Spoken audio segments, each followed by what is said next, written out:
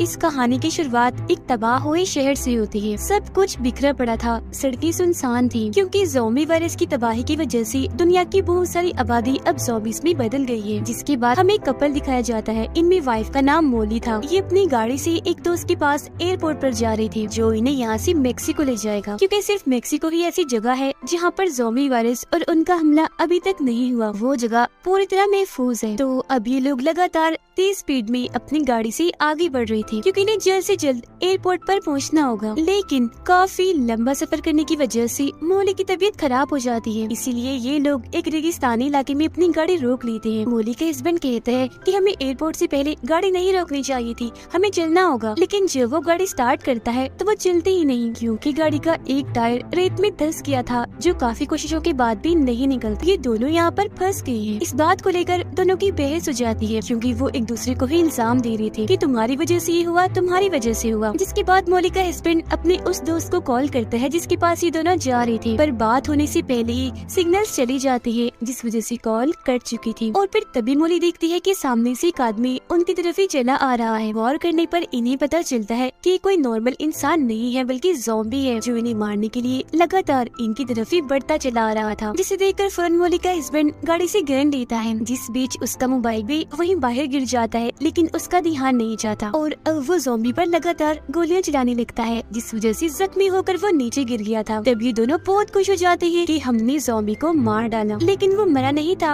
अभी भी जिंदा था। दोबारा से उठकर इनकी तरफ बढ़ने लगता है। जिसे देखकर मोली के हस्बैंड दोबारा एक गोली उस पर चलाता है जो उसकी कान पर लगती है, लेकिन वो फिर भी आगे बढ़ता ही जा रहा था और अब उसकी गन में गोलियां भी खत्म हो चुकी थी। इसीलिए इन्हें दोबारा से गाड़ी में वापस आकर बैठना पड़ता है। अब ये ज़ॉम्बी के यहाँ से जाने का इंतजार करने लगती है, पर वो जा ही नहीं रहा था। तब से इनकी गाड़ी के आसपास ही मंडला रहा था इन्हें मारने के लिए। देखते ही देखते यहाँ रात हो गई थी, पर वो अभी भी बाहर खड़ा होकर खिड़की से इन्हें देखे ही जा रहा था। दरअसल मोली के हस्बैंड से सबसे बड़ी गलती ये हुई थी कि उसने मोबाइल बाहर गिरा दिया था जिसे उठाया भी नहीं था और अब इन्हें किसी तरह मोबाइल हासिल करना था। ये गाड़ी की लाइट जलाती है और देखते हैं कि ज़ॉम्बी बाहर नहीं है। तब चुपके से मोली बाहर आती है और आखिरकार मोबाइल के पास भी पहुँच चुकी थी। लेकिन जब उसका हस्बैंड पीछे था तो तभी ज़ॉम्बी यहाँ आकर उस पर हमला कर देता है और उसने मोली के हस्बैंड को काट कर उसे मार दिया था। उसकी मौत से मोली को काफी दुख तो होता है, पर उसे अपनी जान बचानी थी, इसीलिए वो अपना जरूरी सामान लेकर यहाँ से भाग जाती है फौरन। अगली सुबह वो अपने उस दोस्त को कॉल करती है जो एयरपोर्ट पर इनका इंतजार कर रहा था। मोली उसे कहती है कि गाड़ी खराब है तो आने में मुझे वक्त लगेगा, तो तुम्हें मेरा इंतजार करना होगा। ये बात सुनकर उसे गुस्सा आ गया था, इसीलिए वो मोली का फोन काट देता है। इसीलिए उसे आगे का सफर पैदल ही तय करना था। इंटरनेट पर वो देखती है कि पैदल वहाँ तक जाने का रास्ता 36 मील की दूरी पर है, पर वो फैसला कर चुकी थी कि जो भी है मैं वहाँ पहुँच कर ही रहूंगी। तो पैदल ही आगे बढ़ने लगती है। थोड़ी दूर चलने के बाद वो देखती है कि कुछ प्लेन्स यहाँ से उड़कर जा रही हैं, जिन्हें देखकर मोली काफी मायूस हो गई थी क्योंकि वो जान चुकी थी कि अब एयरपोर्ट पर जाने का कोई फायदा नहीं है क्योंकि प्लेन्स तो यहाँ से जा ही चुके हैं। मगर वो फिर भी आगे बढ़ती ही रहती है। रात को एक जगह पर आग जलाकर बैठ जाती है। जिस बीच वो अपने बेटे को भी याद कर रही थी और इसी ख्याल के साथ उसकी आंख लग जाती है। जिस बीच तभी वो ज़ॉम्बी दोबारा यहाँ आकर मोली पर हमला कर देता है। इसीलिए वो अपना सामान उठाकर पहले ज़ॉम्बी पर हमला करती है और फिर वहाँ से भागकर एक चट्टान के ऊपर चढ़ जाती है जहाँ वो नहीं आ पाता। अगली सुबह वो देखती है कि ज़ॉम्बी अभी भी चट्टान के नीचे यानी उसके करीब ही है, जो उसके पास आने की कोशिश कर रहा है। तो वो अपना सामान लेकर यहाँ से दोबारा भागने लगती है। हालांकि ज़ॉम्बी भी उसका पीछा करता है, पर वो आराम आराम से चल रहा था तो इतनी आसानी से उस तक नहीं पहुँच सकता था। लेकिन जब मोली एक जगह पर रुक गई थी तो दोबारा से वो उसके पास आने लगता है। अब यहाँ वो पत्थर से उसे डराकर भगाने की कोशिश भी करती है, पर वो उसे नजरअंदाज करके उसकी तरफ बढ़ता ही चला जा रहा था। और यहाँ एक बार फिर रात हो जाती है, इसलिए मोली एक चट्टान के ऊपर आग जलाकर बैठ जाती है क्योंकि वो जानती थी कि ज़ॉम्बी चट्टान पर नहीं आ सकता, तो वो यहाँ महफूज है। अब अगली सुबह उसे दोबारा अपने दोस्त की कॉल आती है। वो उसे कल सुबह तक का टाइम देता है। कहता है कि अगर तुम कल सुबह तक एयरपोर्ट पर आ गई तो ठीक है, वरना हम तुम्हें छोड़कर यहाँ से निकल जाएंगे। जिसका मतलब था कि एक मौका अभी भी उसके पास था यहाँ से निकलकर अपनी जान बचाने का। इसीलिए वो दोबारा से आगे बढ़ने लगती है। लेकिन ज़ॉम्बी तो अभी तक उसका पीछे नहीं छोड़ता। उसके खाने पीने का सामान भी खत्म हो गया था, जिस वजह से उसे कमजोरी चोरी हो रही थी और पानी की कमी तो बहुत थी, ऊपर से गर्मी भी बढ़ती जा रही थी। यहाँ वो रुक भी नहीं सकती थी क्योंकि ज़ॉम्बी उस पर हमला करके उसे मार देगा। लेकिन काफी तक जाने की वजह से उसकी आंखें बंद होने लगती है और फिर तभी यहाँ रेत का एक काफी बड़ा तूफान आ जाता है, जिस तूफान में वो ज़ॉम्बी के साथ फंस जाती है और बेहोश हो गई थी। फिर जब उसे होश आती है तो वहाँ से एक गाड़ी गुजर रही थी, वो उन्हें आवाज लगाकर रोक लेती है, जिसके अंदर से दो आदमी बाहर आते हैं। सबसे पहले वो मोली को पीने के लिए पानी देते हैं। वो फिर इन्हें बताते हैं कि मुझे एयरपोर्ट जाना है, तभी मैं यहाँ से निकल सकती हूँ, तो प्लीज आप मुझे ले चलिए। तो अब ये लोग मोली को गाड़ी में बिठाते हैं। वो देखती है कि मेरा बैग मेरे पास नहीं है,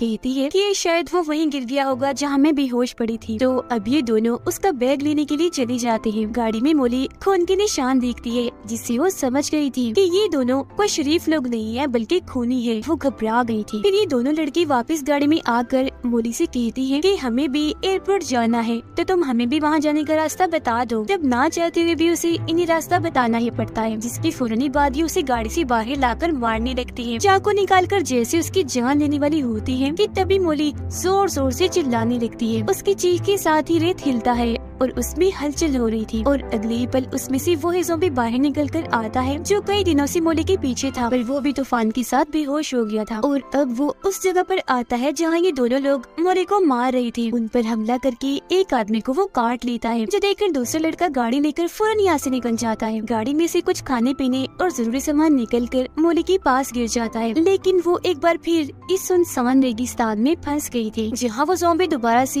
इसकी तरफ ही आ रहा था, जिसे देख वो सोच में पड़ जाती है कि क्या मुझे ज़ॉम्बी पर यकीन करना चाहिए या नहीं, क्योंकि आखिर ज़ॉम्बी ने ही उसकी जान बचाई थी। लेकिन ये भी सच है कि आखिर वो है तो एक ज़ॉम्बी ही। अब मोली के पास यहाँ एक कश्ती भी थी जो उस गाड़ी में से ही गिरी थी, जिसमें सामान रखकर वो उसे घसीट रही थी, पर थकी होने की वजह से रस्सी उससे खींची नहीं जाती, इसीलिए अब वो ज़ॉम्बी पर भरोसा कर ही लेती है। उसके गले में कश्ती की रस्सी डालकर उसमें सामान रखती है, जिसे खींचकर ज़ॉम्बी आगे बढ़ रहा था, तो वो भी उसके साथ साथ आगे बढ़ती रहती है। उसकी यहाँ एक किस्म की ज़ॉम्बी से दोस्ती हो गई थी। वो उसे अब अपनी कहानी सुनाने लगती है कि पहले मैं एक डांसर हुआ करती थी, मेरी बहुत ही छोटी उम्र में शादी हो गई, जिसके बाद मेरा बेटा पैदा हुआ, लेकिन क्योंकि मैं उस वक्त उसकी देखभाल नहीं कर सकती थी, इसलिए मैंने अपना बेटा अपनी बहन को दे दिया। मेरी बहन ने ही उसे पाल पोस कर बड़ा किया और आज भी वो वही है। मैं उसे बहुत याद करती हूँ। वो फैसला करती है कि मैं अभी ज़ॉम्बी को ट्रेन करूंगी, सब इसे सिखाऊंगी। अगर इसने मेरा कहा माना तो इसे मैं अपने साथ ले जाऊंगी, और अगर नहीं तो इसे यही रेगिस्तान में छोड़ दूंगी। लेकिन वो ज़ॉम्बी तो उसका सारा कहना ही मान रहा था। तो अभी लोग आगे बढ़ते हैं और मेन रोड तक आ गए थे। मोली गाड़ी के आने का इंतजार करने लगती है ताकि यहाँ से निकल सके।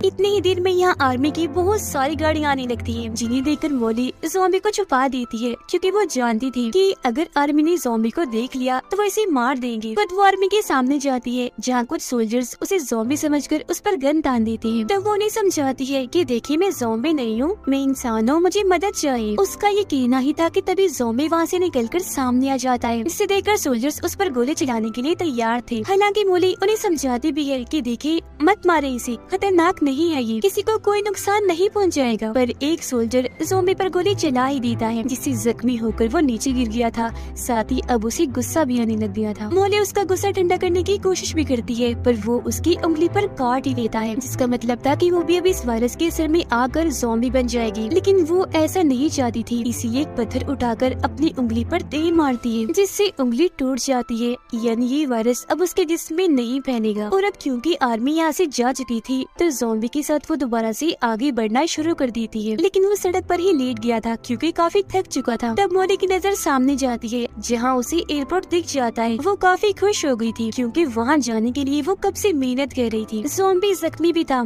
इसलिए सड़क से उठ ही नहीं पा रहा था। इसे देखकर मोली समझ जाती है कि वो दर्द में है, इसीलिए उसे दर्द से छुटकारा देना होगा। तो वो एक पत्थर उठाती है और ना चाहते हुए भी उसे ज़ॉम्बी पर दे मारती है, जिससे उसकी आखिरकार मौत ही हो जाती है। आगे बढ़ते हुए वो अपने दो दोस्तों के पास पहुंच गई थी, जो इसे मेक्सिको ले जाएंगे, जहां ये वायरस अभी तक नहीं आया। लेकिन यहाँ से निकलने से पहले वो अपनी बहन को कॉल करती है, जहाँ उसका बेटा भी था। फोन उसका बेटा ही उठाता है, जो बहुत ज्यादा डरा हुआ था। बताता है कि मुझे घर में कैद किया हुआ है, क्योंकि बाहर बहुत सारे ज़ॉम्बीज़ है जो अंदर आने की कोशिश कर रहे हैं मुझे मारने के लिए। जो सुनकर मोली अपने बेटे के लिए काफी परेशान होने लगी थी, क्योंकि उसे लग रहा था कि शायद मेरी बड़ी बहन भी इस ज़ॉम्बी वायरस की लपेट में आ चुकी है या वो भी मारी गई है। वो जानती थी कि मेरे बेटे को इस वक्त मेरी जरूरत है, इसीलिए वो मेक्सिको जाने का फैसला बदलकर अपनी बहन के घर जाने का फैसला करती है और उसके दोनों दोस्त यहाँ से निकल जाते हैं। वो गाड़ी में बैठकर ज़ॉम्बीज़ को मारते हुए आखिर उस जगह पर पहुँच जाती है जहाँ उसकी बहन का घर था। यहाँ सब कुछ तबाह बर्बाद हुआ पड़ा था। वो अब जैसे अपने बहन के घर में आती है तो उसे ये जानकर काफी दुख होता है कि मेरी बहन और उसका हस्बैंड मारे गए हैं, क्योंकि वहाँ शीशे पर खून से कुछ लिखा हुआ था। वो फौरन अपने बेटे के कमरे में जाती है जो अपने टेंट में ही छुपा हुआ था मगर काफी डरा हुआ लग रहा था। अपने बेटे को सही सलामत देकर वो काफी खुश हो जाती है और फौरन उसे लेकर नीचे आती है जहाँ दरवाजे पर बहुत सारे ज़ॉम्बीज़ थे